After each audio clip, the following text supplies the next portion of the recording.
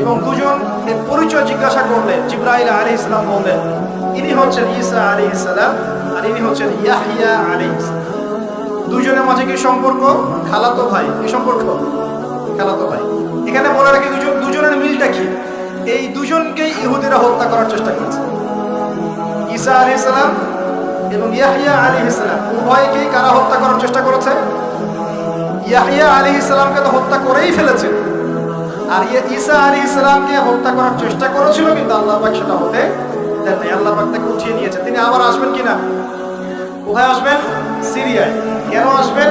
কারণ তিনি এই পৃথিবী থেকে দাজ্জাল এবং তার সমস্ত বাহিনীকে মেরে ফেলবেন এবং প্যালেস্টাইন থেকে সারা বিশ্বে 40 বছর রাজত্ব করবেন ইনশাআল্লাহ।